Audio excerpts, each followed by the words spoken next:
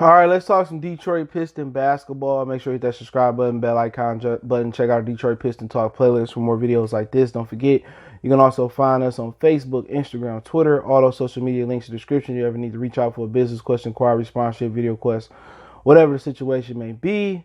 And yeah, let's talk about Shai Gilgeous-Alexander. We talked about Dennis Schroeder. I mean, obviously the Thunder was having a fire sale this year. They didn't think they was really going to, make it to the seventh game of the first round versus Houston or whoever else they was playing. But I'm not sure if they're gonna keep that core together. Still rumors about Chris Paul moving, and that's an integral part. But also I like Dennis Schroeder. I did that video. But should the Pistons, look to pursue Shai Gilgeous-Alexander? I'm not sure, should we use that 7th pick to get him? But he's one of those, combo guards, that the Pistons sort of like over the years. Chauncey kind of had the mystique of being a combo guard. I think he was before his time and then bounced around the NBA a lot and then got to Detroit and found out how to really play the game. I mean, he's just one of those guys. Rodney Stuckey. You could just keep going on and on with a few guys that we tried here. Reggie Jackson. And, obviously I like Gilgeous-Alexander. His ability to get to the bucket. He like 22, 23 years old. He can finish at the bucket. I mean, he can defend. He one of those Canadians. And we seeing that Jamal Murray is showing people that the Canadians got a lot of fire in them. And I think Gilgeous-Alexander, he got some dog in him, and he just got to bring it out. But it'd be a good look for the Pistons if they could find a way to bring him in here.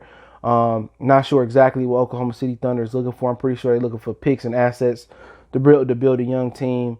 And like I said before, he's still on his rookie deal. You know what I'm saying? He was seen as a throw-in from the LA Clipper to Oklahoma City Thunder trade, but he could defend. He can get it off the dribble. He improving his shooting. He could score it. And, yeah, it'd be a nice look. Obviously we got Luke Kennard. We got a 7th pick, but I just want to trade that 7th pick.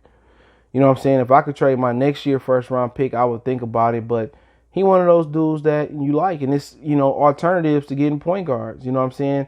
Instead of, you feel like you got to be keen on Helen Burden or on Killian Hayes. Right now, you got an established guy right here that can really do his thing, who can really get out there and defend, got nice length, can score, can shoot it, and learn it from Chris Paul and just going to get better from Chris Paul. And I think Shai Gilgeous-Alexander is going to be an all-star in this league, a perennial all-star. I think he got potential to be Defensive Player of the Year as well, too, down the line. So it'd be a great look if you can throw Luke Kennard and maybe a future protected pick to bring him here. I just think OKC is a pissed off him, but if they have some success and beat the Los Angeles Lakers or make a deep playoff run, they may not trade any of those guys. They may end up retaining Gallinari and making a run for it. But I do think he a good fit for what the Pistons do.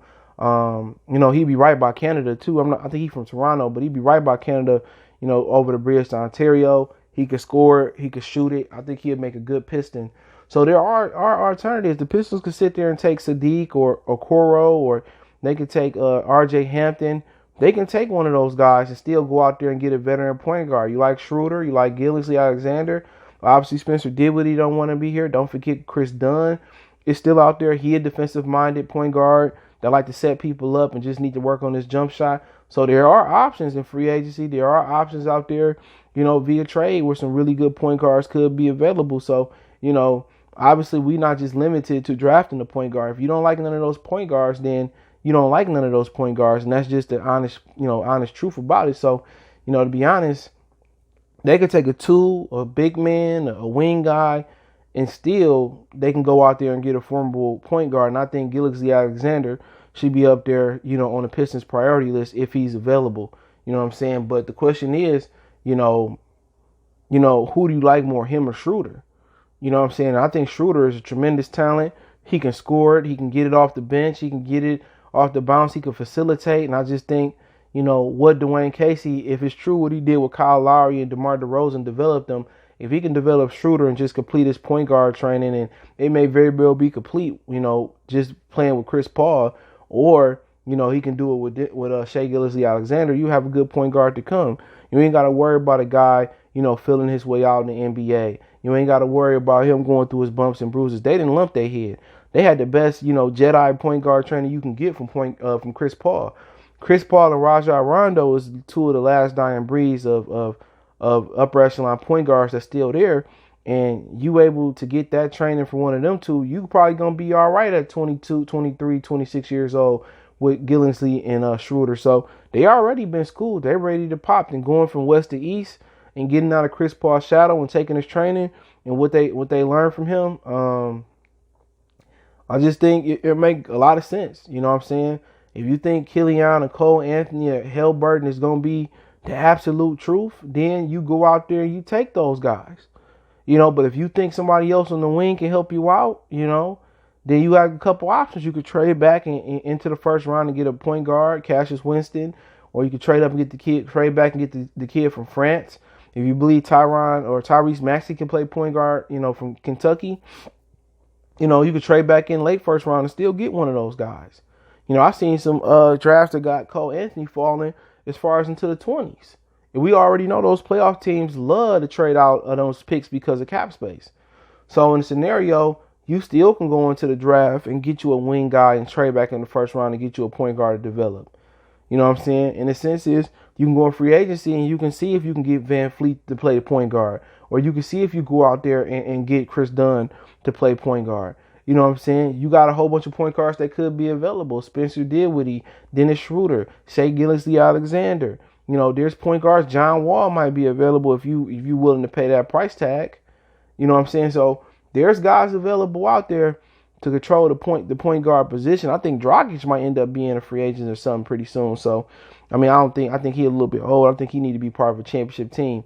Or, you know, De'Aaron Fox is supposed to get paid, and maybe Sacramento don't want to pay him. Maybe Joe Dumars can throw us a bone by trading us De'Aaron Fox if they don't want to pay him. Obviously, you got Lonzo Ball that could be available out there. Maybe they think in Detroit they could fix him or some situation. So, I mean, it is what it is as far as that aspect of it. But to be honest, I like me some Gilgeous-Alexander, and I wouldn't be mad to see him in the Pistons jersey, him or Schroeder.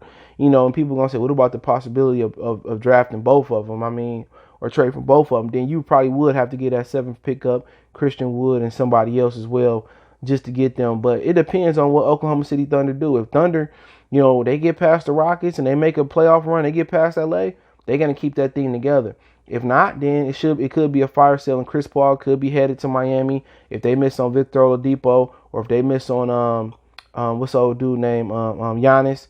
You know, he could be headed to Miami. He could be headed back to the LA Clippers. Who knows? You know what I'm saying? So we have to wait and see. But I like Gilgeous-Alexander. And you never know, he might be in the Thunder's long-term plans to stay there, man. So let me know what you guys think. Don't forget me on Facebook, Instagram, Twitter. You can reach out if you have a business question, inquiry, sponsor, video request.